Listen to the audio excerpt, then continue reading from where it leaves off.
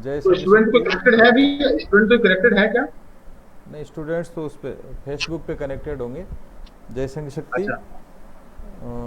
अपने जो वेबनार्स की जो सीरीज है, उसमें अपन ने पहले एक बार छात्रवृत्तियों से संबंधित एक वेबिनार की थी, जिसमें सभी प्रकार की छात्रवृत्तियों के बारे में अपने ज्ञान सिंह जी बगड़, जो प्रोफेसर हैं जयनारायण व्यास यूनिवर्सिटी जोधपुर में, उन्होंने सभी प्रकार की जो छात्रवृत्तियां हैं 10th से लेके और ग्रेजुएशन और ग्रेजुएशन के बाद पीजी तक और पीजी के बाद पीएचडी तक में जो होती हैं छात्रवृत्तियां, स्कॉलरशिप्स, उनके बारे में समग्र रूप से बताया था। उसके बाद उसी दिन हमने ये तय किया था कि अलग अलग विषय में अब हम करेंगे वेबिनार, अलग अलग स्टेज की छात्रवृत्तियों पे, जैसे 10th के बाद कौन कौन सी हैं, 12th के बाद कौन कौन सी हैं, इसी तरह से उसके बाद आपके ग्रेजुएशन के बाद कौन कौन सी हैं। तो उसी उसी श्रृंखला में आज हम ये वेबिनार कर रहे हैं। ज्ञान सिंह जी हमारे साथ जुड़े हुए हैं। 10वीं कक्षा के रिजल्ट्स आ गए हैं, आज आरबीएसई का भी आ गया है और उससे पहले सीबीएसई का रिजल्ट आ गया। तो 10वीं कक्षा के बाद में कौन कौन सी छात्रवृत्तियां मिलती हैं, उनका क्या प्रोसेस है, इसके बारे में ज्ञान सिंह जी जानकारी देंगे। हाँ ज्ञान सिंह जी, शुरू करें। ज्ञान सिंह जी बगड़। तो सभी को जय संघ शक्ति।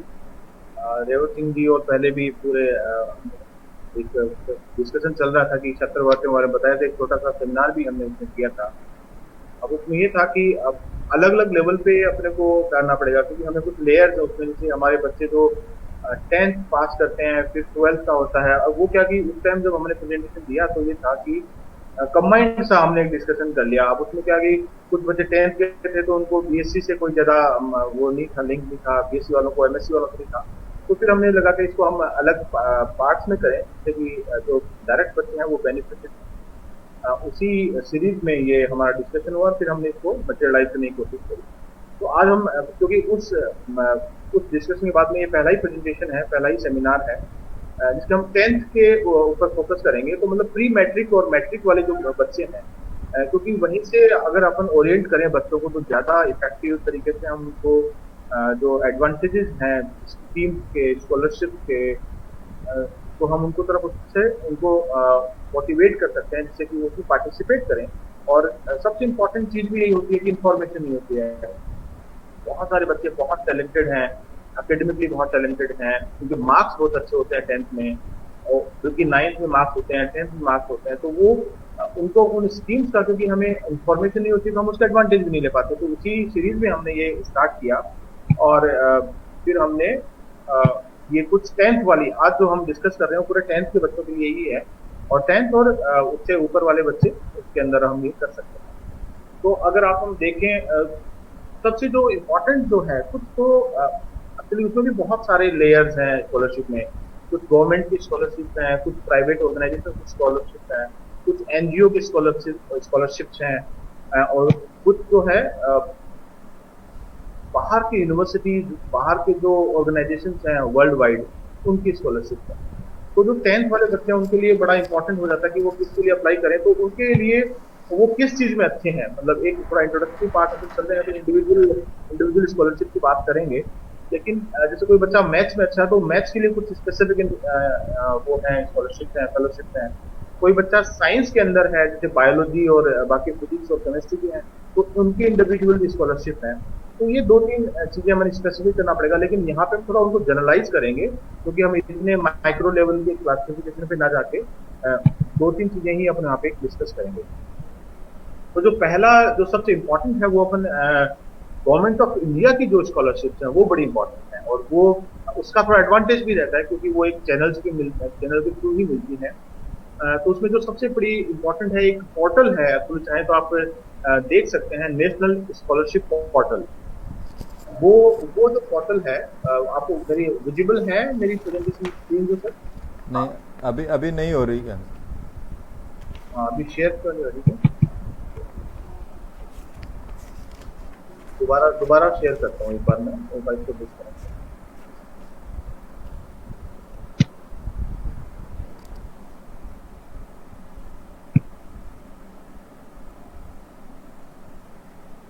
हूँ। उसमें ठीक है।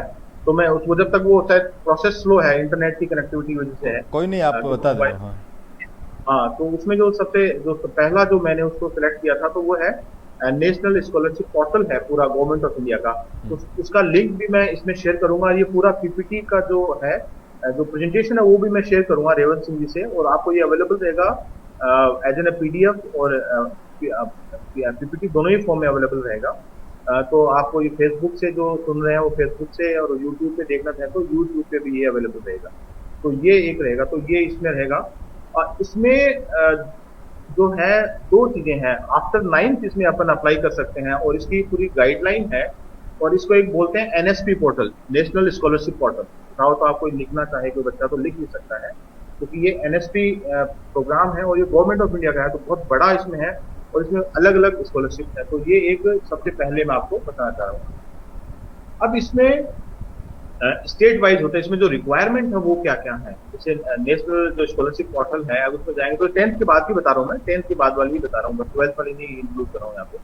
तो दो तीन चीजें इसमें बेसिक रिक्वायरमेंट है। एक तो जो डेट ऑफ बर्थ सर्टिफिकेट है वो हमें इसमें चाहिए होता है जब अप्लाई कर रहे हैं, जब कोई बच्चा इसमें अप्लाई कर रहा होता है। और जिस स्टेट का वो बच्चा है उसका डोमिसाइल, तो दो इंपॉर्टेंट सर्टिफिकेट है इसके अंदर, जो कि हमें चाहिए होते हैं जब भी अप्लाई करो। तो ये बच्चे इनके पास होना चाहिए। किसी के पास क्या होता है, डोमिसाइल नहीं बना होता है, क्योंकि ये नेशनल, पूरे नेशनल लेवल पे ये स्कॉलरशिप है। नेशनल स्कॉलरशिप पोर्टल के नाम से ही ये अवेलेबल है। तो वहां पे क्या होता है कि स्टेट का एक, क्योंकि हर स्टेट के लिए नंबर अलग अलग है इसमें। जैसे राजस्थान को 300 स्कॉलरशिप देनी है, मणिपुर को 150 ही देनी है। वो स्टेट के साइज पे और डेंसिटी ऑफ स्कॉलरशिप पे स्टूडेंट के हिसाब से वो क्लासिफाइड है। तो इसलिए वो डोमिसाइल जरूर बनवाना पड़ेगा। कई बच्चों का नहीं होता है, हमारे जरूरत नहीं पड़ती, इसलिए बनवाते भी नहीं है। तो वो डोमिसाइल इसके अंदर होगा। और इसके अंदर जो कैटेगरी, दो कैटेगरी इसके अंदर बेसिक है। एक तो प्री मैट्रिक स्कॉलरशिप स्कीम है। तो जो 10th से पहले का बच्चा है, 8वीं और 9th वाला बच्चा, वो भी इसके अंदर अप्लाई कर सकता है। तो प्री मैट्रिक स्कॉलरशिप स्कीम, वो अब एक्चुअली इसमें कोई जैसे कोई इंटरेस्टेड है, जो बच्चे सुन रहे हैं या सुनेंगे इसके बाद में, उसमें यह है कि वो अपने परिवार में और आसपास के जो लोग रह रहे हैं, तो उसमें 5th के बाद में भी इसके अंदर अप्लाई करवा सकते हैं। और ये ऑनलाइन है, कहीं पे भी जाना नहीं है आपको, अपने मोबाइल से या अपने लैपटॉप से इसको आप कर सकते हैं। तो ये इसका बड़ा एडवांटेज इसके अंदर है। दूसरा जो है पोस्ट मैट्रिक स्कॉलरशिप है, वो 10th के बाद में है। तो ये एक उसमें दो कैटेगरी होगी अपने इसके अंदर, एक तो प्री मैट्रिक, एक है पोस्ट मैट्रिक। उसके बाद में जो रिक्वायरमेंट है वो आप जैसे जैसे फॉर्म में आएंगे, उसमें फॉर्म के अंदर आपका नेम चाहिए, आपका उसके अंदर डोमिसाइल सर्टिफिकेट, वो अपलोड होंगे वहां पे, और अपनी इंफॉर्मेशन आप भर दीजिए। फिर उनका एक छोटा सा एग्जाम होता है उसमें। तो जितनी भी नेशनल लेवल की स्कॉलरशिप है, उसमें एक छोटा एग्जाम होता है, तो वो हमें उसके अंदर अपीयर होना पड़ता है। तो ये आपको करना पड़ेगा। ये इसका एक लिंक है, मैंने अलग से सेव कर दिया है। ये अगर चाहो तो कोई लिखना चाहो तो scholarship.government.in, www.scholarship.government.gov.in, इसके नाम से जैसे आप डालेंगे तो पूरा पोर्टल इसका ओपन हो जाएगा। तो ये एक इसका रहेगा। सेकंड जो इसके अंदर इसकी कुछ गवर्नमेंट के अपने अपने डिटेल्स हैं, वो इस स्क्रीन में है। यहाँ बोलने का कोई ज्यादा कोई पर्पज इसमें नहीं रहेगा, कि उसकी एक डिटेल है कि उसके एलोकेशन ऑफ स्कॉलरशिप कैसे होगी, एलिजिबिलिटी क्राइटेरिया क्या होगा, इसकी ऑब्जेक्टिव्स क्या हैं, कौन बच्चे हैं जो इसको अप्लाई कर सकते हैं, कौन नहीं कर सकते, वो सब इसमें डिटेल अवेलेबल है। लेकिन जो बेसिक रिक्वायरमेंट है वो यही है कि आपको प्री मैट्रिक है या पोस्ट मैट्रिक है। तो प्री मैट्रिक है, आप 5th का बच्चा भी इसके लिए अप्लाई कर सकता है प्री मैट्रिक स्कीम के अंदर, और पोस्ट मैट्रिक स्कीम के अंदर 10th के बाद में बच्चा। तो 10th के बाद में जो बच्चा है उसमें ये है, पहले तो इसमें वो फर्स्ट क्लास होना चाहिए, 60% के ऊपर बच्चा वही इसमें अप्लाई कर पाएगा, दूसरा नहीं कर पाएगा। तो ये इसके अंदर एक इम्पोर्टेंट, तो ये गवर्नमेंट की बहुत है। इसी के साथ में दूसरा जो है, रेवंत सिंह जी शायद वो नहीं हो रहा ना, इसको विजिबल प्रेजेंटेशन विजिबल नहीं हो रहा ना? हाँ, नहीं हो रहा, नहीं हो पा रहा। कोई बात नहीं, आप तो फरमाएं। पर वो मैं सोच रहा होता तो जो सुन रहे हैं उनके थोड़ा सा अच्छा रहता।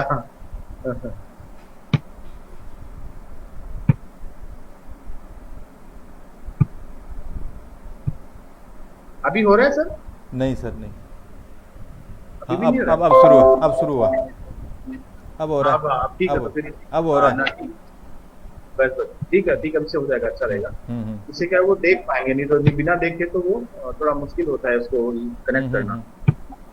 हाँ, देखो ये वो जो मैंने अभी आपको थोड़ा सा बताया था वो ये है, नेशनल स्कॉलरशिप पोर्टल है। और ये गवर्नमेंट ऑफ इंडिया के पे बना हुआ है, तो चाहे आप उसको लिख लो। इसके इसमें तो कुछ नहीं है, ये वाला जो पेज है बड़ा इंपॉर्टेंट है। इसके ऊपर आपको लिंक शेयर कर रखा है मैंने, लिंक अलग से मैंने कॉपी पेस्ट किया है यहाँ पे। तो ये scholarship.government.in, फिर वो फ्रेश और न्यू डिपेंड वो आगे आ जाएगा, तो ये आप इसका इसमें शेयर करना है। तो ये बड़ी इंपॉर्टेंट स्कॉलरशिप है, और ये बहुत पहले से स्टार्ट हो जाती है। प्री मैट्रिक में जो बच्चा फोर्थ फिफ्थ से ही हो जाता है वो वही इसमें कर सकता है। इसमें अलग अलग लेवल पे अलग अलग अमाउंट है पैसे का। आप कहीं किसी लेवल पे 20,000 है, फिर 30,000 है, फिर वो क्लास वाइज वो चेंज होता रहता है। तो ये एक इम्पॉर्टेंट है। ये जो नेक्स्ट स्लाइड अभी मैं शेयर कर रहा हूँ ये अलग है, सीबीएसई मेरिट स्कॉलरशिप स्कीम। ये इंटरेस्टिंगली मैंने उस टाइम में भी डिस्कस किया था, और तब हम इस पर काफी इंटरेस्टिंग स्कॉलरशिप है। इसमें दोनों तरह की है। एक स्कॉलरशिप मैंने स्पेसिफिकली यहाँ पे हाईलाइट कर रहा हूँ, वो है सिंगल गर्ल चाइल्ड। कोई अकेली बच्ची है अपने पेरेंट्स के, गर्ल चाइल्ड है, तो उसके लिए ये अवेलेबल है। और बहुत ही इसमें अच्छा अमाउंट पैसे का मिलता है, और ये आफ्टर 10th के बाद में ही स्टार्ट हो जाती है। तो इसके अंदर ये है ना, आपने लिखा है इसके अंदर एलिजिबिलिटी क्राइटेरिया के अंदर, ये जो सीबीएसई का एग्जाम जो बच्चा देता है, क्योंकि गवर्नमेंट ऑफ सेंट्रल गवर्नमेंट की स्कीम है, तो इसमें स्टेट बोर्ड वाले बच्चे नहीं आ पाते हैं, तो सीबीएसई मेरिट स्कॉलरशिप स्कीम बोलते हैं इसको। और ये सिंगल गर्ल चाइल्ड का ही है, तो ये सीबीएसई वालों के लिए है। एक कॉमन भी है जो कि बाद में डीएसटी देता है, वो लेकिन हायर एजुकेशन के टाइम में देता है, मतलब 12वीं के बाद में। और जो सीबीएसई जो सेंट्रल गवर्नमेंट है, वो जो बोर्ड है वो उन्हीं बच्चों को देता है सीबीएसई से 10th पास किया हुआ है उनका। तो ये भी बड़ा अच्छी स्कॉलरशिप है, और बहुत अच्छा इसमें वो मिलता है, रिन्यूमरेशन भी बहुत अच्छा मिलता है। और जो 10th के बाद वाले बच्चे हैं इसमें करीब 15,000 पर मंथ देते हैं, तो बहुत अच्छा स्कॉलरशिप हो जाता है 15,000 पर मंथ। तो ये एक इंटरेस्टिंग है। दूसरा जो मैंने एक अलग से स्कॉलरशिप अभी स्टार्ट हुई है, तो वो एक प्राइवेट ग्रुप ऑफ इंडस्ट्रीज है, आपने जियो स्कॉलरशिप के नाम से वो अभी स्टार्ट हुआ है। बहुत ज्यादा टाइम नहीं हो तो, लेकिन ये बहुत इसमें अमाउंट बड़ा अच्छा अवेलेबल रहता है, रिन्यूमरेशन बड़ा अच्छा रहता है। तो जियो स्कॉलरशिप, और ये अभी अभी अगर कोई अभी बच्चा पास किया है 10th, तो वो अप्लाई भी कर सकता है, क्योंकि ये अभी ऑन एयर है, मतलब अभी इसमें अप्लाई कर सकते हैं। और इसमें आप जो फाइनेंशियल असिस्टेंस मिलता है वो 35,000 से लेके और 55,000 तक अवेलेबल है इसके अंदर। तो ये अभी भी इसके अंदर वो जो कैटेगरी है उसके लिए अलग अलग है, ओपन है सभी के लिए, SC ST OBC या जनरल माइनॉरिटी सब वाले बच्चे इसमें अप्लाई कर सकते हैं। और कुछ रूल्स हैं, रिजर्वेशन के जो रूल्स तो गवर्नमेंट ऑफ इंडिया के हैं, वो इन्होंने कहीं पे जो फाइनेंशियली बैकवर्ड क्लासेस हैं, मतलब वो हर कैटेगरी के उनके लिए भी उन्होंने रखा हुआ है।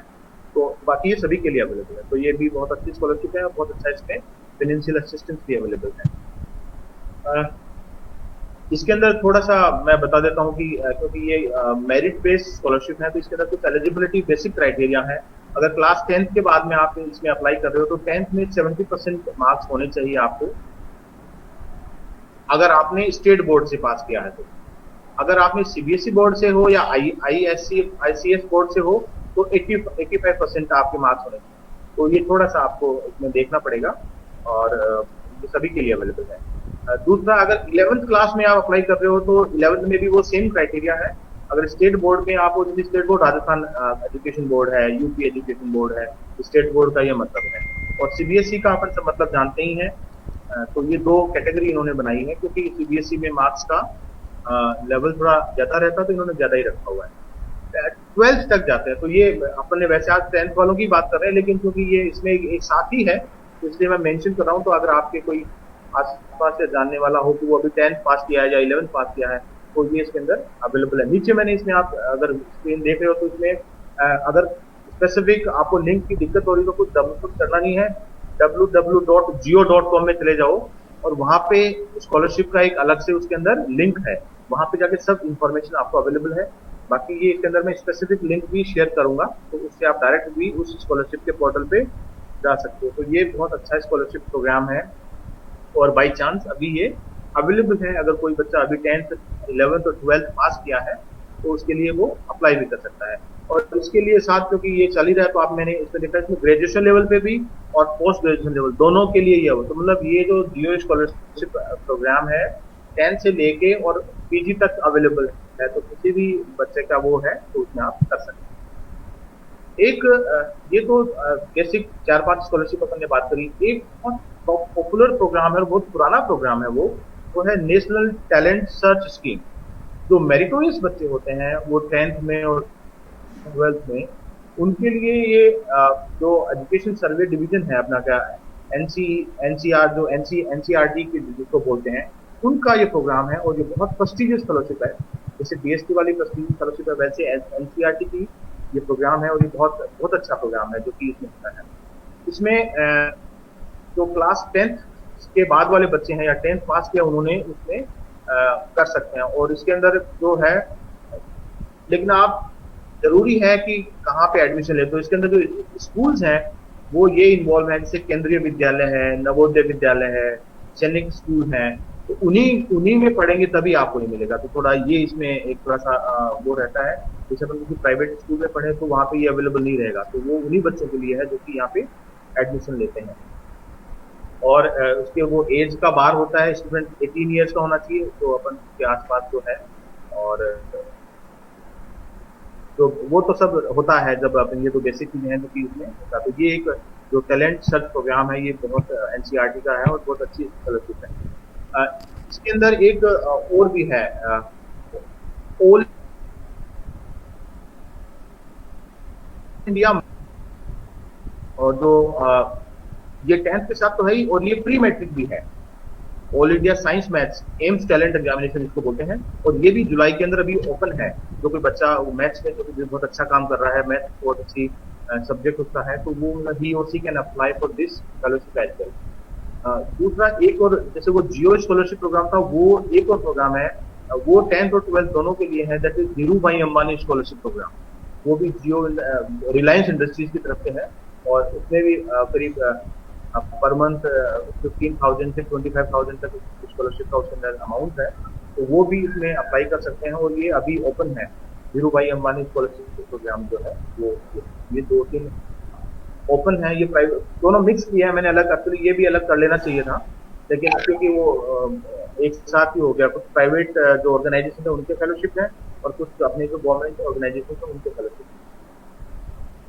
इसी के साथ एक और जो जैसे अपन ने वो पढ़ा था टैलेंट सर्च प्रोग्राम है एनसीईआरटी का, एक दूसरा है नेशनल स्कॉलरशिप एग्जाम।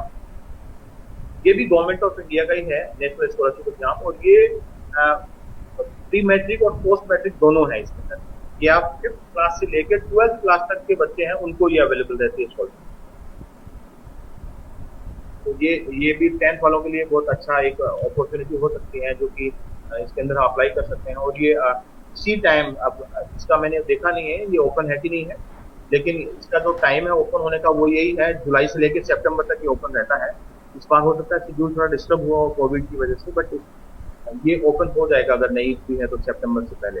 तो आप इसको भी एक बार देख सकते हैं। और ये वो सभी बच्चे इसमें जैसे 10th वाले बच्चों के लिए आज हमने बनाया, पर this fellowship is also available for the pre matric students.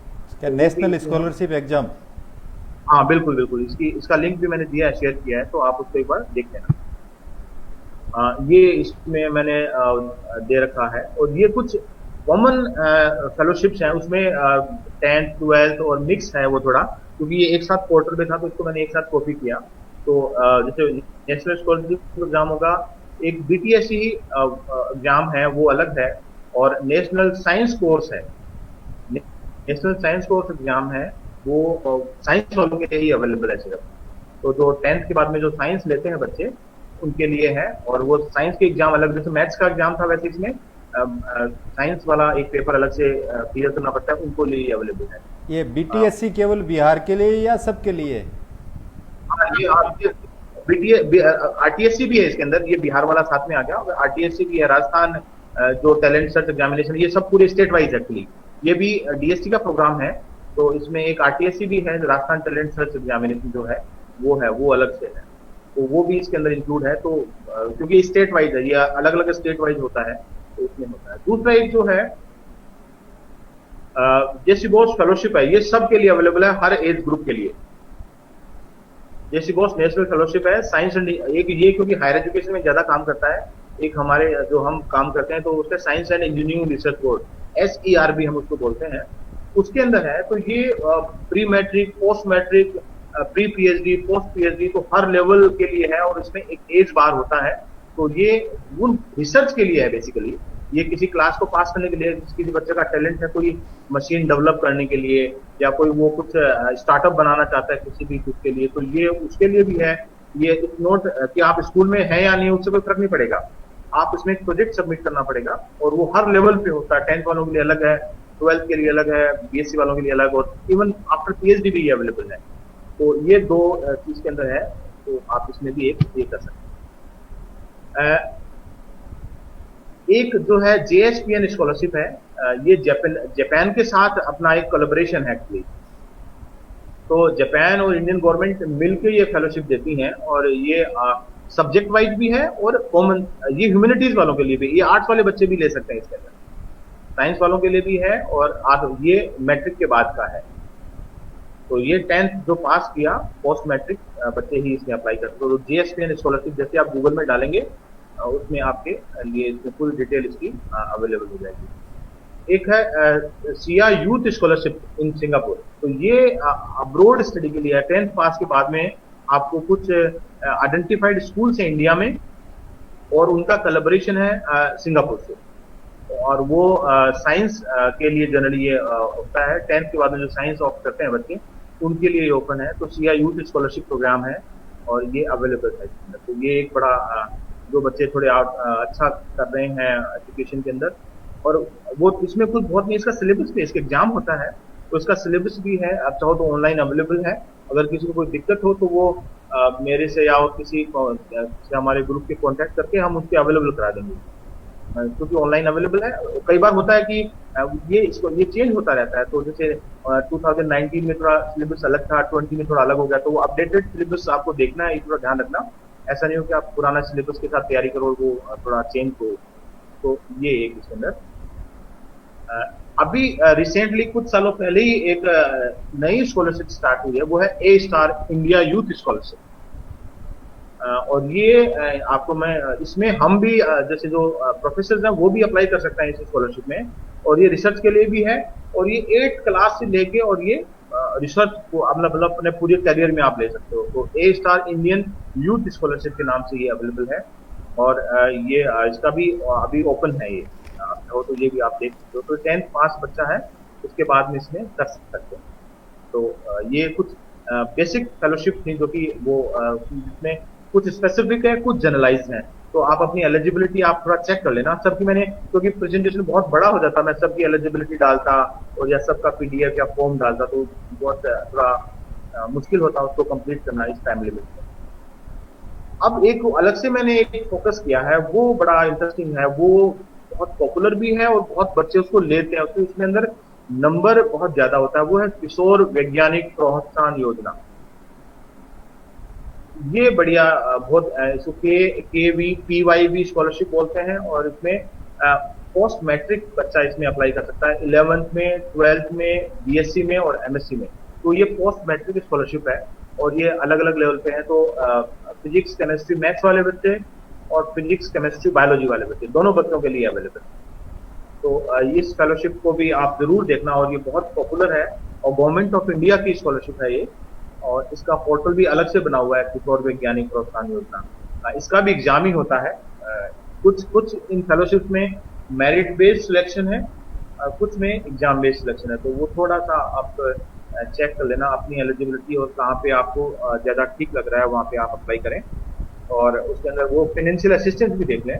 और हाँ, ये एक इम्पॉर्टेंट होता है, बता दूं मैं, अगर आपका 2 फेलोशिप में होगा, तो आप एक ही फेलोशिप एक साथ ले सकते हैं। मतलब एक टाइम में 2 फेलोशिप से पैसे विड्रॉ नहीं कर सकते हैं। तो जो फेलोशिप आपको ज्यादा सूट कर रही हो, एग्जाम आप 2 का या 3 का दें, लेकिन जो आपको ज्यादा शूट कर रही हो, जिससे कि आप लॉन्ग ड्यूरेशन तक फेलोशिप ले सकते हैं, उसी में फिर आप अपना को रिटेन करना अपने आप को। एक और स्कॉलरशिप है जो कि ये 10th और 12th दोनों के लिए है, GD Birla education foundation scholarship है। इसके लिए जो बच्चे 10th पास कर लेते हैं और 12th पास करने के बाद में ये अवेलेबल है। और राजस्थान में, क्योंकि एक आपको याद है, तो बिरला का इंस्टीट्यूट भी है, बिट्स, उसके अंदर आदित्य बिरला स्कॉलरशिप भी है। वो बहुत पर वो एक्चुअली 12th के बाद की है जीडी बिरला स्कॉलरशिप, वो तभी मैं 12वीं वाले बच्चों को बताऊंगा तब उसके बारे में डिटेल करेंगे। तो ये कुछ हो गया, और कुछ और भी माइनर स्कॉलरशिप्स हैं आपके लिए, वो देख लेता है। एक एक पोर्टल है जो कि आपको क्योंकि वैसे तो बहुत सारे एनजीओ, बहुत सारे ऑर्गेनाइजेशन दे रहे हैं, लेकिन जो गवर्नमेंट वाले मैं बता रहा हूँ उनको स्पेसिफिकली आपको नोट करना है। एक जो ये है स्कॉलरशिप इन इंडिया करके, मीन्स बेस्ड स्कॉलरशिप।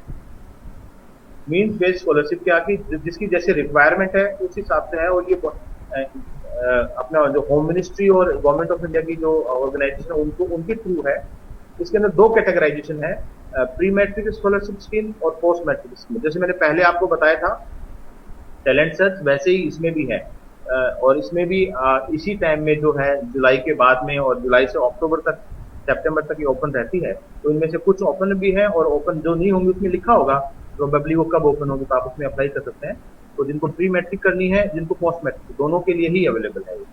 और ये जो है दोनों सब्जेक्ट्स के लिए है, साइंस और ह्यूमैनिटीज और सोशल साइंस, जिसको अपन आर्ट्स बोलते हैं, उन दोनों के लिए भी अवेलेबल है। इसकी कुछ स्पेसिफिक रिक्वायरमेंट है, वो भी आप इसको देख लेना। और इसमें ज्यादा जो 10th वाला बच्चा पास का उसके लिए कुछ नहीं चाहिए, उसकी 10th की मार्कशीट है और उसका एक डोमिसाइल सर्टिफिकेट है, बस दो ही सर्टिफिकेट आपको उसमें लगाने होते हैं। 10th में और कोई वो सर्टिफिकेट होता भी नहीं है, तो उसमें कोई ज्यादा परेशानी उसमें आपको नहीं आएगी। एक ये जो है इसमें कुछ अलग अलग स्पेसिफिक स्कॉलरशिप्स हैं। एक एचडीएफसी एजुकेशनल स्कॉलरशिप है, HDFC upon group of banks हैं उनकी तरफ से है। और ये प्राइवेट जो स्कॉलरशिप्स हैं ये ज्यादा मतलब उसमें है, फाइनेंशियल असिस्टेंस में ज्यादा होता है, तो इनको आप ट्राई कर सकते हैं अलग अलग लेवल पे। इसमें प्री मैट्रिक और पोस्ट मैट्रिक दोनों अवेलेबल है, और पोस्ट मैट्रिक थोड़ा स्कॉलरशिप का असिस्टेंस ज्यादा होता है, प्री मैट्रिक थोड़ा कम होता है, ये थोड़ा इनमें फर्क होता है। और ये आपका दूसरी जो है अलग अलग लेवल पे इसमें अवेलेबल है। एक एलएसडीएम करके स्कॉलरशिप है, ये भी पोस्ट मैट्रिक स्कॉलरशिप है, आप इसमें आप अप्लाई कर सकते हैं। और कुछ कुछ बोर्ड स्पेसिफिक भी हैं, जैसे लेकिन वो जैसे मैंने यहाँ पे एक वो एचपी बोर्ड का लिखा है, वैसे वो आरपी बोर्ड पे, राजस्थान बोर्ड के लिए भी है, तो वो अलग, उसमें आप अलग पोर्टल पे जाके उसको देखेंगे तो वो मिल जाएंगे आपको। तो जैसे कोई मैंने गलती से वो बिहार वाला आ गया था, तो वो वैसे राजस्थान बोर्ड का था। एक तो ये मीन बेस्ड होगी, मीन बेस्ड मतलब नीड बेस्ड स्कॉलरशिप है। एक मेरिट कम मीन बेस्ड स्कॉलरशिप है, तो ये भी एक मेरिट बेस्ड होता है। ये ओपन एग्जाम होता है, और जितने भी 10th के बच्चे होते हैं वो यहाँ अप्लाई करते हैं, फिर उनका एग्जाम होता है, वो अप्लाई कर सकते हैं इनमें।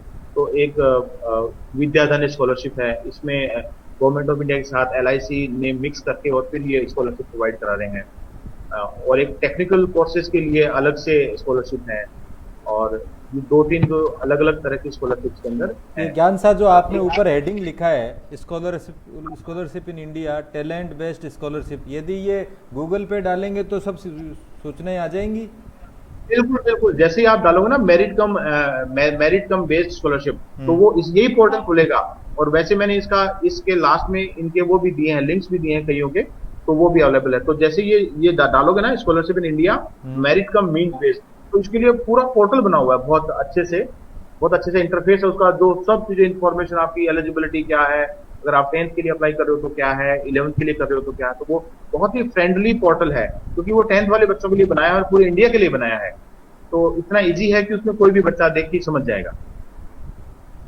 और एक ये जो है जेम्स जीनियस स्कॉलरशिप, ये भी वही है, क्योंकि ये मैंने जो अलग से बनाया है टैलेंट बेस्ड स्कॉलरशिप वाला, इसमें एग्जाम बेस्ड है। वो 10th में आपके 65-70% मार्क्स उसके लिए एलिजिबिलिटी है, प्लस फिर आपके उसमें एक एग्जाम होता है मैथ्स का, साइंस का, वो इसमें दे सकते हैं। तो वो टैलेंट बेस्ड स्कॉलरशिप के अंदर है। इसके साथ ही एक और है जो कि एज ग्रुप के हिसाब से है, वो उसमें नहीं है, वो है कल्चरल स्कॉलरशिप। जो आर्ट्स वाले बच्चे हैं तो वो आप दे सकते हैं कल्चरल टैलेंट, उसके अंदर आपका जो एक सब्जेक्ट का स्पेसिफिक नॉलेज है, पेंटिंग का है, म्यूजिक का है, आपके अंदर और कोई स्पेसिफिक, जैसे पॉलिटिकल साइंस के अंदर स्पेसिफिक है, तो वो कल्चरल टैलेंट स्कॉलरशिप के नाम से एक है। तो वो भी टैलेंट बेस्ड नहीं है, उसमें भी एग्जाम होगा आपका, तो वो भी आप इसके अंदर दे सकते हैं। तो ये जो इसमें टैलेंट बेस्ड स्कॉलरशिप है, ये पूरा पोर्टल है, इसके अंदर आप देखेंगे 10th के बाद में, 12th के बाद में, मैथ्स के लिए, साइंस के लिए, म्यूजिक के लिए, पेंटिंग के लिए, ड्राइंग के लिए, तो इसमें बहुत सारी स्कॉलरशिप हैं, और आप इसमें वो ले सकते हैं, और वो सभी पोस्ट मैट्रिक ही इसके अंदर है। कुछ कुछ एज बेस्ड भी हैं, तो वो आप एज बेस्ड हो सकते हैं, जैसे 10th पास है 11th पास, उससे कोई फर्क नहीं पड़ा, लेकिन बच्चा जो है 15 साल या 18 साल का होना चाहिए, तो वो उसमें एज बार होता है कईयों में, तो वो थोड़ा सा आपको अपनी एलिजिबिलिटी के हिसाब से चेक कर लेना है। और उसके बाद में जैसे ये एक वो पोर्टल ही है, जैसे अपने वो नीड बेस्ड वाला किया था, टैलेंट सर्च प्रोग्राम का दिखा था, वैसे एक है नेशनल स्कॉलरशिप पोर्टल। इसमें जितनी भी एजेंसीज हैं जो कि पोस्ट मैट्रिक वाली हैं वो अवेलेबल हैं इसके अंदर। अब इसमें आप जैसे देखेंगे ना नेशनल स्कॉलरशिप पोर्टल, तो ये बहुत इजी रहेगा आपको, मैंने लास्ट में इसीलिए रखा है इसको, क्योंकि इसमें थोड़ा एडवांटेज रहेगा। तो जो सेंट्रल गवर्नमेंट की कौन सी स्कीम्स हैं, यूजीसी जैसे यूनिवर्सिटी ग्रांट कमीशन है, वो 10th के बाद में ही देगी ऑब्वियसली, तो उसमें कौन सी स्कीम है। एआईसीटी अपन जानते हैं, एआईसीटी की जो टेक्निकल एजुकेशन की स्कीम कौन सी है, और स्टेट स्पेसिफिक स्कीम कौन सी है, तो क्योंकि ये सब स्कीम इस पोर्टल पे अवेलेबल है, तो जैसे आप डालेंगे एनएसपी नेशनल स्कॉलरशिप पोर्टल, तो जो गवर्नमेंट की जो सेंट्रल की है वो एक साथ आपको विजिबल रहेगी। तो उसके अंदर जो सेंट्रल गवर्नमेंट की स्कीम्स, फिर आपका यूजीसी की स्कीम, एआईसीटी की स्कीम, एनसीईआरटी की स्कीम, स्टेट स्कीम। आपको स्टेट स्कीम का मतलब ये है कि जैसे कोई फेलोशिप है सिर्फ उत्तराखंड के लिए ही है, और कोई स्कॉलरशिप है जो कि राजस्थान के लिए ही है, तो वो स्टेट स्कीम्स बोलते हैं। तो इसमें आप अपना चेक कर लें, तो वो अलग अलग टाइम पे अलग अलग एडवर्टाइज होती रहती हैं, और वो सभी स्टेट्स के लिए होती है। किसी में जैसे राजस्थान के लिए उनको हो सकता है कि मैथ्स में बच्चे मिलते हो, तो मैथ्स के लिए राजस्थान के लिए निकाला उन्होंने, और उत्तराखंड के लिए उन्होंने साइंस का निकाल दिया, तो ये एक उनमें फर्क होता है थोड़ा सा। बाकी ये दोनों अवेलेबल रहती है, लेकिन इस पे सब इंफॉर्मेशन अवेलेबल है, और यही आपको कुछ नहीं करना है, गूगल में जाना है, नेशनल स्कॉलरशिप पोर्टल आप लिखेंगे और आपके लिए ये अवेलेबल रहेगा। लास्ट में कुछ कुछ अलग अलग वो है जो कि आप मैं बताता हूँ, थोड़ा सा इसको समअप कर देते हैं। प्रगति स्कॉलरशिप स्कीम है, गर्ल्स के लिए है, ये टेक्निकल एजुकेशन के लिए एआईसीटी की स्कीम है। फिर उसके बाद में कुछ गर्ल्स हैं जो कि ड्रॉप आउट हो जाती हैं, तो उनके लिए डिप्लोमा के लिए कुछ स्कीम्स हैं, तो वो 10th जिसने पास करी ऑब्वियसली वही ले पाएगा। तो वो और ये कहाँ से ओपन होती है, और ये इसी तो सितंबर और अगस्त वाले टाइम में ही ओपन होती है, तो आप देख रही होंगे इसमें आ भी रहा है ओपन सून। दूसरा है आपका डिप्लोमा स्कीम है, जो वो भी एआईसीटी का स्कीम है। एक सक्षम है, सक्षम स्कीम है, जो कि डिफरेंशियली एबल्ड बच्चे हैं, वो भी उसमें अप्लाई कर सकते हैं, तो किसी को कोई प्रॉब्लम है किसी भी तरह की, तो वो इसके लिए उन्हीं के लिए बनी हुई है स्कीम है ये, और ये एआईसीटी देता है, तो इसमें फाइनेंशियल असिस्टेंस भी अच्छा मिलता है। तो आप इसमें कोई बच्चा आपके आसपास कोई हो तो उसको जरूर बताएं जिसने कि 10th पास किया हुआ है और वो डिफरेंटली एबल्ड है, ये आप इसमें आप कर सकते हैं। और इसके अंदर टेक्निकल एजुकेशन के लिए भी है, नॉन टेक्निकल के लिए भी, तो ये आप इसमें जरूर थोड़ा सा शेयर करें आसपास अपने, तो वो ठीक रहेगा। ये तो मैंने एक आपके लिए वो शेयर किया है, इसमें भी ये एक कॉमन पोर्टल है एक्चुअली, इसमें जो स्कॉलरशिप इन इंडिया करके है गवर्नमेंट स्कीम्स की, तो उस पर ज्यादातर स्कॉलरशिप यहाँ पे लिस्टेड रहती हैं। तो आपको लग रहा है कि मेरे लिए कौन सी स्कॉलरशिप है, मेरे को तो दिक्कत हो रही है छांटने में, तो आप इस वाले उस पर जाके और अपना लिए जो भी जैसे 10th के बाद आप प्री मैट्रिक लेना चाह रहे हो या पोस्ट मैट्रिक, तो सभी इसमें ज्यादातर लिस्टेड है, सभी तो नहीं लेकिन ज्यादातर स्कॉलरशिप इसमें अवेलेबल है, तो आप इस पे भी आप देख सकते हो और उसको कर सकते हो। एक मैंने पहले तो ये तो एक जनरल वाला हो गया कि आपको अब कुछ समझ में नहीं आ रहा कि आप कौन से पोर्टल पे जाएं, तो ये जो लास्ट में मैंने ये आपको शेयर किया है ये अवेलेबल रहेगा आप सबके पास। आप इसको जाके जैसे ही क्लिक करेंगे ये पूरा पोर्टल खुल जाएगा, और उसमें क्लासिफिकेशन है pre matric scholarship, post matric scholarship, graduation scholarship, post graduation scholarship, और उसमें एक ये भी है कि government of India scholarship, UGC scholarship, SCERB scholarship, जिस कैटेगराइजेशन में आप जाना चाह रहे हो वो सब यहाँ पे अवेलेबल है। तो ये वी मैक्स स्कॉलर्स, हाँ vmaxscholars.com, हाँ, तो ये यहाँ पे जो ज्यादातर है, मैंने अलग अलग लिंक शेयर कर रहा हूँ आपको, तो यहाँ पे जो ज्यादातर एक्यूमुलेटेड है, तो एक जगह आपको इन्फॉर्मेशन मिल जाएगी, तो ये एक एडवांटेज इसमें रहेगा। बाकी जैसे वो मैंने आपको टैलेंट सर्च वाली है वो अलग भी है, और शायद यहाँ पे भी अवेलेबल रहेंगी वो, तो इसमें भी आप ये देख सकते हो, 2-3 है। और एक मैंने वो पहले आपको बताया ही था पिछली बार, जो वो था वो एक इम्पोर्टेंट है, वो इसमें भी मैंने शेयर कर दी है, आपका जो कि आपका थोड़ा सा लैपटॉप थोड़ा सा नीचा करो, आपका चेहरा नहीं दिख रहा हमें। ओके, अभी अभी अब आ रहा है? हाँ, अब आ रहा है। ठीक है। तो उसमें एक ये भी था, मैंने आपको इंस्पायर फेलोशिप के बारे में बताया था आपको, है ना, वो मैं शायद अभी इसमें स्लाइड डाली नहीं है मैंने। तो इंस्पायर फेलोशिप बहुत अच्छी स्कॉलरशिप है, वो भी 10th के बाद में स्टार्ट होती है शायद इसमें, क्योंकि वो पिछली बार उस पर काफी डिस्कशन हुआ था अपना, तो मैंने शायद इसमें डाली होगी, पर वो मैं यहाँ पे मेंशन मैं कर देता हूँ कि इंस्पायर फेलोशिप है, वो बहुत सबसे अच्छी स्कॉलरशिप मानी जाती है इंडिया की, और उसमें वही है, उसके अंदर 70% 10th में आएगा, वही बच्चा अप्लाई कर पाएगा। और वो एक अच्छा चीज ये उसमें ये है, 10th से लेके आप पोस्ट ग्रेजुएट लेवल तक आपको अवेलेबल रहेगी वो। 10th के बाद में आप ले सकते हैं उसको, 10th में, 11th में, 12th में, पूरे तीनों साल ग्रेजुएशन के और दोनों साल पोस्ट ग्रेजुएशन के, तो वो इंस्पायर फेलोशिप है, वो भी अवेलेबल है। वो department of science and technology और SERB दोनों मिलके वो फेलोशिप देते हैं, और उसमें बहुत अच्छा अमाउंट होता है, मतलब उसका करीब 50,000 से ऊपर ही स्टार्ट होता है 10th से ही, और MSc में आते आते तो वो करीब 1-1.5 लाख रुपए पर ईयर मिलता है उसमें। तो बहुत अच्छी स्कॉलरशिप है। हमारे यहाँ पे एक बच्ची थी यहाँ पे बॉटनी के अंदर, अभी उसकी MSc हुई इसी साल, वो इंस्पायर फेलो, उसको हम बोलते हैं इंस्पायर फेलो। और जो इंस्पायर फेलो होते हैं उनका अपने फिर बाद में जब वो जॉब के लिए जाते हैं तो उनको भी एडवांटेज मिलता है बाद में, जॉब्स में भी मिलता है, जॉब्स में मतलब IAS में, उनमें नहीं, जो कि कोई प्रोफेसर बनना चाहता है या कोई साइंटिस्ट बनना चाहता है, उसमें उसको एडवांटेज मिलता है।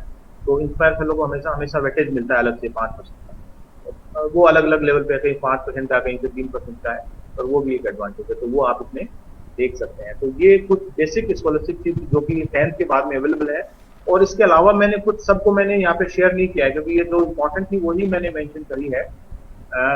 आप और भी देखेंगे तो बहुत सारे प्राइवेट ऑर्गेनाइजेशन है जो कि दे रहे हैं, वो मैंने प्राइवेट्स को बहुत कम इंक्लूड किया है इसमें।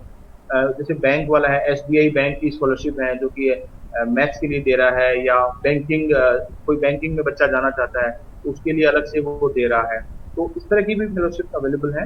बस ओनली थिंग कि आप अपना थोड़ा सा अवेयर रहें और उसके अंदर अप्लाई करें, और अपने आसपास क्या होता है, सबसे इंपॉर्टेंट चीज होती है एजुकेशन में, पूछना, टू आस्क समथिंग, और वो आप सब बच्चों को सीखना है, जो भी इसको देख रहे हैं, कि आप पूछें, जिसको वो चीज पता नहीं है आपको तो अपने किसी बड़े से पूछें, आपके पास कोई टीचर रहता है तो उससे पूछें, अगर कोई नहीं है तो किसी अपने दोस्त के थ्रू पूछें, आपको पूछते रहना पड़ेगा, तभी आप अपडेट रहेंगे, क्योंकि ये जो स्कीम सब बदलती रहती हैं, इनका पोर्टल बदलता रहता है, इनमें कुछ चेंजेस आते रहते हैं, इनकी एलिजिबिलिटी बदलती रहती है, और इन चीजों को आपको थोड़ा सा स्पेसिफिकली काम करना है, और आप इसमें कुछ जरूर, इसमें आपको फेलोशिप अवेलेबल रहेंगी, और आपने देखा भी है, जिनके 60% है वो भी ले सकते हैं, जिनके 80% है वो भी ले सकते हैं। ऐसा नहीं है कि सिर्फ जिसके 85% आएगा वो ही अप्लाई करेगा और कोई नहीं करेगा, ऐसा नहीं है। तो ये एक आपको इम्पोर्टेंट चीज का ध्यान रखना है। ऐसा नहीं है कि सिर्फ अरे मेरे तो 60% बने हैं, मैं तो इसमें अप्लाई नहीं कर पाऊंगा। हाँ ठीक है, आप एक स्कॉलरशिप में अप्लाई नहीं कर पाएंगे, लेकिन 60 वाली भी अवेलेबल है, अगर 60 से कम है उसके लिए भी अवेलेबल है। तो ये कोई क्राइटेरिया नहीं है कि मेरे अगर 80% नहीं आया तो मैं पढ़ाई छोड़ के बैठ जाऊं, ऐसा नहीं होता है। हर चीज के लिए, अलग अलग सेक्टर के लिए अलग अलग तरह के ब्रेन चाहिए होते हैं। आप हो सकता है कि मैथ्स में अच्छे नहीं हो तो बायोलॉजी में अच्छे हो, बायोलॉजी में अच्छे नहीं हो तो आप हो सकता है पॉलिटिकल साइंस में अच्छे हो, तो आप पॉलिटिकल में नहीं तो हिस्ट्री में अच्छे हो, तो उन सबके लिए अलग अलग स्कॉलरशिप है, और आपका पढ़ना इंपॉर्टेंट है, और फाइनेंशियल सपोर्ट तो कहीं ना कहीं से मिल ही जाएगा, तो वो इंपॉर्टेंट है। तो ये 2-3 चीजें आपको जरूर है, और बाकी मेरी अवेलेबिलिटी रहती है, रेवत सिंह जी के माध्यम से भी आप अप्रोच कर सकते हैं, और डायरेक्ट भी कर सकते हैं, कोई इसमें कोई प्रॉब्लम नहीं है।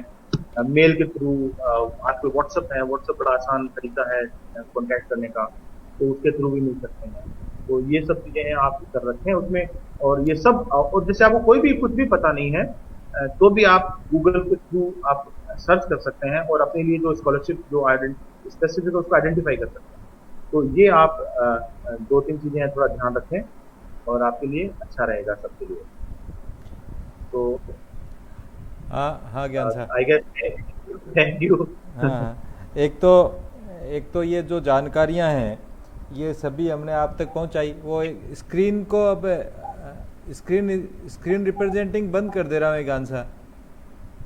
एक हाँ, तो ये जानकारियां जितनी इतने आधा घंटे में दी जा सकती थी, क्योंकि ये महासागर है एक तरीके से, जितना, हाँ, जितना बताया जाए उतना ही कम है। आप लोग जो जुड़े हुए हैं उनमें से किसी को कोई प्रश्न पूछना हो, जय सिंह जी, दिग्विजय सिंह जी, श्रवण साहब। हाँ दिग्विजय सिंह जी पूछें, अनम्यूट करके पूछें। हाँ जी, मैं यूं कह रहा था कि जितने भी स्कॉलरशिप है उनका सभी के लिए जहाँ तक मैं जान पाया हूँ कि एग्जाम्स एक देना जरूरी है। तो कुछ मेरिट एग्जाम बेस्ड है, कुछ मेरिट बेस्ड भी है, कुछ मेरिट बेस्ड भी है। कुछ मेरिट बेस पे भी, तो जो एग्जाम बेस्ड है उनमें आप अगर थोड़ा सा बता पाए उस एग्जाम के बारे में, उसमें किस टाइप का सिलेबस आता है या कुछ ना। जैसे जैसे 10th वाली जो मेरिट बेस्ड, जैसे मैंने बताया कि टैलेंट सर्च फॉर मैथ्स, तो उनका एक सिलेबस भी है। और उसका जो होगा क्या कि जो जैसे ओपन है, पूरे ऑल इंडिया लेवल का एग्जाम है, तो उसमें सीबीएसई बोर्ड का और एनसीईआरटी का सिलेबस ही इंक्लूड होता है। अच्छा, वही होता है, वो वही होता है। और उसके लिए अलग से कुछ भी सिलेबस नहीं। अलग से कुछ नहीं करना पड़ेगा आपको। यही बड़ा इंटरेस्टिंग है, जिस बच्चे ने जो पढ़ाई करी है उसी में क्वेश्चन आने वाला है। और सारे क्वेश्चन जो होते हैं वो ऑब्जेक्टिव बेस्ड होते हैं। ज्यादातर ऑब्जेक्टिव भी आते हैं, ज्यादातर ऑब्जेक्टिव भी आते हैं, क्योंकि आजकल वो ओएमआर शीट वाला सिस्टम हो गया है, तो उसमें ऑब्जेक्टिव वाले ही होते हैं, वो आजकल वो डिस्क्रिप्टिव नहीं होते। तो कोई स्पेसिफिक अगर कोई स्कॉलरशिप है जिसमें कि ऑब्जेक्टिव सब्जेक्टिव है, वो अलग बात है। बाकी 95% तो जितने भी एग्जाम्स हैं वो सब ऑब्जेक्टिव, तो थोड़ा आसान भी है उनको करना। इसमें नॉर्मली जैसे मेरिट वगैरह है वो कितनी जाती है या इसके बारे में? अब मेरिट क्या वेरिएबल होती है, क्योंकि जो एग्जाम होता है, जैसे इस साल एग्जाम हुआ, तो हो सकता है इस साल 65% मेरिट चली गई, और अगले साल कुछ बच्चे ज्यादा मैथ्स के वाले हैं तो हो सकता है 75 चली गई। तो ये वेरिएबल रहता है। हाँ, लेकिन एवरेज जो मानते हैं अपन 60 के आसपास तो रहता ही है। इसका कोई कोटा होता है फिक्स के भाई उतना ही अपन देते हैं? ज्यादातर में कोटा नहीं होता, नंबर होता है। नंबर होता है उसमें। जैसे आपको जैसे एनसीईआरटी वाली है, तो उसमें उनको लग रहा है कि हमें इस बार 1000 बच्चों को देना है। एक्चुअली वो ग्रांट बेस्ड होता है।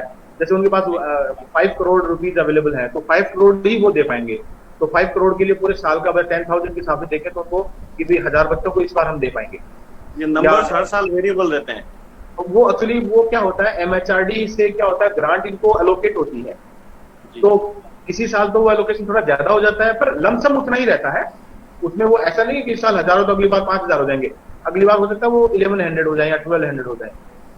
तो इतना फर्क वेरिएबल रहता है, बस और कोई ज्यादा फर्क नहीं पड़ता। ठीक है। जय सिंह जी कुछ पूछना हो? तो ये पूछ रहा था सर कि इसमें रिजर्वेशन का कोई रोल है क्या? इसमें 70% सब में नहीं है, कुछ कुछ है वो तो अलग ही है। जैसे माइनॉरिटी के लिए अलग है, एससी कैटेगरी के लिए अलग है, पर जो टैलेंट वाली है उसमें रिजर्वेशन नहीं होता है। स्कॉलरशिप मिलती है तो उसमें भी कोटा है क्या रिजर्वेशन का? नहीं, नहीं, ओपन है वो, टैलेंट वाली में नहीं है, और बाकी जो है उनमें होता है। जो टैलेंट सर्च वाली है उनमें नहीं होता है, और बाकी जो गवर्नमेंट की उनमें सब में होता है। SC ST open general open वाली वो तो उनमें उसमें जाके देखेंगे पोर्टल पे, तो वो पूरी शर्तें उसमें आ जाएंगी। हाँ, वो एलिजिबिलिटी है, और उससे कोई ज्यादा फर्क नहीं पड़ रहा होता है, क्योंकि जो बच्चा अच्छा है वो टैलेंट वाले में, वो क्योंकि वो टैलेंट बेस्ड ही है, तो वो उसमें कोई फर्क नहीं पड़ता उसमें। नहीं तो ज्यादा, जैसे इसमें ज्यादा किसको प्रेफर करना चाहिए, ये प्राइवेट जो है उनको करना चाहिए या भी आप है ना, जैसे कोई बच्चा है, जैसे कोई मैथ्स का एग्जाम है ना, तो मैथ्स का उसने एचडीएफसी वाला, एसबीआई वाला भी दिया और ये भी दिया, दूसरा ओपन गवर्नमेंट वाला भी। तो एचडीएफसी वाले में ज्यादा अवेलेबल है ग्रांट, तो उसमें जाओ, क्या दिक्कत है? तो वो नंबर जो जहां से फाइनेंशियल असिस्टेंस ज्यादा मिल रहा है, हाँ, जैसे हाँ, अगर इंस्पायर में हो रहा है उसका, तो फिर इंस्पायर ऑप्ट करनी चाहिए, क्योंकि इंस्पायर उसको एक तो लंबे टाइम तक मिलती रहेगी, और उसकी प्रेस्टीजियस भी अच्छी है, थोड़ा उसका जो प्रेस्टीज है वो अच्छी है, तो उसको रिकॉग्नाइज है। पहली प्राथमिकता तो इंस्पायर को देनी चाहिए। इंस्पायर में जो बच्चा होता है वो तो उसको उसी के अंदर जानी चाहिए। और भी जैसे कई मैंने आपको बताया था, जैसे गवर्नमेंट की वो है नेशनल स्कॉलरशिप है, नेशनल स्कॉलरशिप प्रोग्राम है, तो वो 10th के बाद स्टार्ट होता है, तो उसमें भी आप जा सकते हो।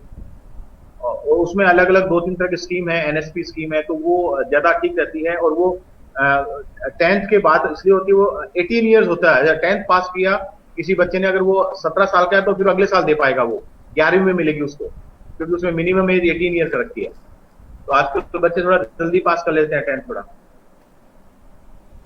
ठीक है, श्रवण साहब गाड़ी चला रहे हो, चलाता चलाता कुछ पूछना है तो? हाँ, श्रवण जी तो यहाँ जोरदार है ना, ये गाड़ी चला रहे हो, बंद करवा। सर मैं कई देर से जो इन्होंने जितनी स्कॉलरशिप बताई है हाँ। उससे ये लग रहा है कि बच्चे को पढ़ना ही जरूरी है। कई बहाने मारते हैं ना कि हमारे पास पढ़ने की व्यवस्था नहीं है या पैसे नहीं है, ऐसा तो संभव लग नहीं रहा है जिस हिसाब से उन्होंने स्कॉलरशिप बताई है ना।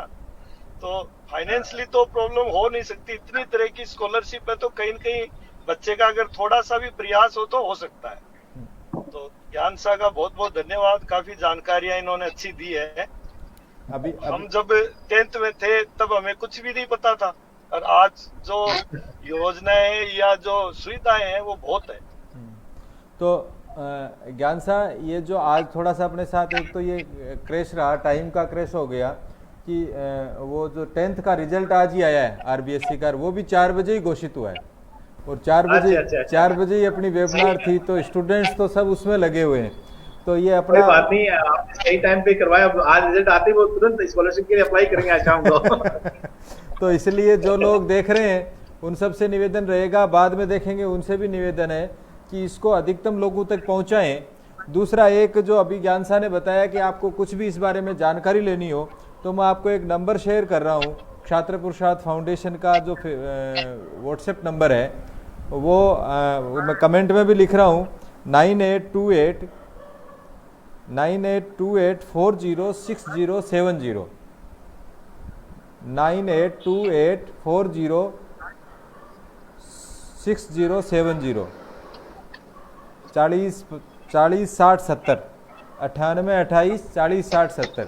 आपको स्कॉलरशिप से संबंधित जैसे आज जो बताया इससे संबंधित कुछ भी पूछना हो तो आप इस व्हाट्सएप नंबर पे शेयर कर दें और हम आपको ये जो आपका जो क्वेरी आएगी उसको हम ज्ञान सिंह जी तक पहुंचा देंगे और ज्ञान सिंह जी से उसका अपने को जानकारी मिल जाएगी। तो ये जो अपना कॉमन नंबर है छात्र पुरुषार्थ फाउंडेशन का, इस नंबर पे आप अपनी ये सब चीज़ें शेयर कर सकते हैं। एक तो ये बात। दूसरी बात, ये क्या इतने से समय में बहुत सारी बातें बताई गई हैं, लेकिन मूल बात जो ज्ञान सिंह जी ने बताया, पहला प्रयास हम सबको ये करना चाहिए कि इंस्पायर के लिए कोशिश करें। उसके बाद में नेशनल स्कॉलरशिप पोर्टल जो है उसको देखें तो उस पर मिल जाएगी सब जानकारियाँ। फिर एक आपने बताया था कॉमन लिंक वी मैक्स स्कॉलर्स, ये कॉमन लिंक है, उस पर भी आप जाकर और इसके बारे में जानकारी ले सकते हैं।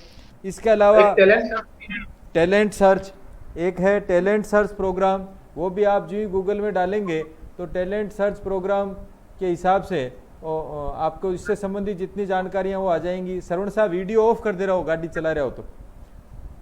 इसके अलावा फिर इसके अलावा 2-3 चीज़ें आपने ज़्यादा जो जोर दिया, एक था स्कॉलरशिप इन इंडिया, यूँ करके आप डालेंगे तो उसमें 2 तरह की स्कॉलरशिप हैं, मतलब 2 तरह की विंग्स हैं, एक तो ज़रूरतमंद है उनके लिए और एक टैलेंट वाले के लिए।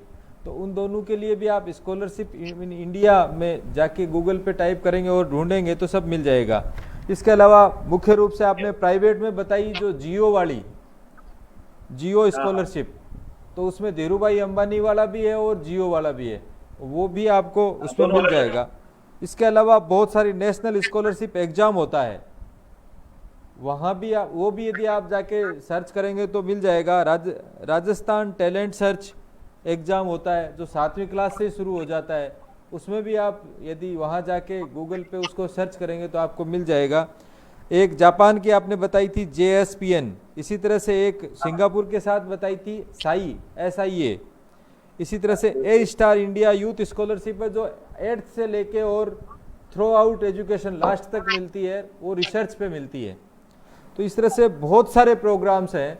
मुख्य बात यह है कि ढूंढना पड़ेगा, जिसके थोड़ी सी भूख लगी है वो यदि ढूंढने की कोशिश करेगा तो जैसा श्रवण जी ने बताया कि इतने सारे अपॉर्चुनिटीज़ हैं कि कोई व्यक्ति ये नहीं कह सकता। और वो भी जैसा आपने ये जियो वाला बताया 35,000 रुपये पर मंथ तक, बहुत बड़ा अमाउंट है 35,000 रुपये पर मंथ यदि आपको इसको सैलरी होती है, हाँ तनख्वाह है, पूरी एक तनख्वाह होती है 35,000 रुपये, तो वो केवल आपको पढ़ने के लिए मिल रही है। तो इसलिए जो लोग इससे जुड़े हुए हैं उन सब से भी निवेदन रहेगा कि, और बाद में भी जो लोग देखें उन सब से निवेदन रहेगा कि इस जानकारी को अधिकतम शेयर करें, अधिकतम लोगों तक शेयर करें, सभी जाति समाज के लोगों तक शेयर करें, हमारे गांव में जो प्रतिभाएं रह रही हैं उन सब तक शेयर करें। तो शायद हमारे इतने से प्रयास से किसी को यदि ये जानकारी मिल जाती है, कोई यदि सेलेक्ट हो जाता है या उसको मिलना शुरू हो जाता है तो ईश्वर की हमारे पे भी अनुकंपा होगी और उसको तो फायदा होगा ही होगा। बाकी और कुछ ज्ञान साहब कहना हो तो? बस आपका बहुत बहुत अच्छा लगा सबसे इंटरेक्ट करके, और ये थोड़ा मेरे लिए भी कोई नया सब्जेक्ट आपने दे दिया, मेरे को भी पढ़ना पड़ता है इसके लिए और अलग अलग लेवल पे, क्योंकि इतनी सारी बहुत सारी इंफॉर्मेशन अवेलेबल हैं, और अच्छा भी लगता है क्योंकि इतने सारे प्रोग्राम्स शुरू हो रखे हैं, और बच्चों को कितना एडवांटेज इससे हो सकता है, ये अपने बियॉन्ड इमेजिनेशन था। हम जब भी स्कॉलरशिप की बात करते थे तो हमें लगता था बस एमएससी के बाद में पीएचडी में मिलती है स्कॉलरशिप, उससे पहले तो मिलती ही नहीं है। तो ये इतनी सारी इंफॉर्मेशन हमने गेदर करी है, और इसका एडवांटेज सबको मिलना चाहिए। अपने गांव में सब बच्चों को बताएं, अपने आसपास में बताएं, पड़ोस में बताएं। तो क्या होता है कि उसमें क्या होता है, 10 बच्चे तो हो सकता है उसको जरूरत नहीं है, लेकिन जो 5 बच्चे उसमें उस 10 में से हैं उनको बहुत जरूरत है उस चीज की, और वो अपने करियर में अच्छा करें, तो इससे अच्छा और क्या हो सकता है। एक ये अपना भी एक अलग से कंट्रीब्यूशन होता है कि जो बच्चे हमारे यहाँ आते हैं उनको तो हम पढ़ाते ही हैं, लेकिन जिनको अपन अप्रोच नहीं कर पाते हैं उन तक भी इन चीजों का एडवांटेज मिलना चाहिए। और क्योंकि बहुत सारी पॉपुलेशन है अपने यहाँ पे, राजस्थान में तो बहुत ही है, जो कि सिर्फ फाइनेंशियल असिस्टेंस ना मिलने की वजह से ड्रॉप आउट हो रहे हैं, और स्पेशली जो गाँव में अपन देखते हैं, तो उन सब बच्चों को इसका एडवांटेज मिलना चाहिए, और सबके लिए अवेलेबल है, किसी भी समुदाय का हो, किसी भी कास्ट का हो, किसी भी धर्म का हो, सबके लिए अवेलेबल है। तो ये एडवांटेज सबको मिलना चाहिए क्योंकि उन्हीं के लिए बनी है। अब अगली आप 12th के बाद वाली की तैयारी करो 15 अगस्त के बाद में। हाँ, 15 अगस्त के बाद, कोई बात नहीं, 15 अगस्त के बाद कर लेंगे। ठीक, सभी लोगों को जय सिंह शक्ति, जो जुड़े हुए उनको भी बहुत बहुत धन्यवाद। धन्यवाद ज्ञान साहब, दिग्विजय सिंह जी, जय और जय सिंह जी का भी धन्यवाद, दिग्विजय सिंह का भी धन्यवाद, और सरवण जी का भी बहुत बहुत धन्यवाद। ठीक सर, जय सिंह शक्ति। जय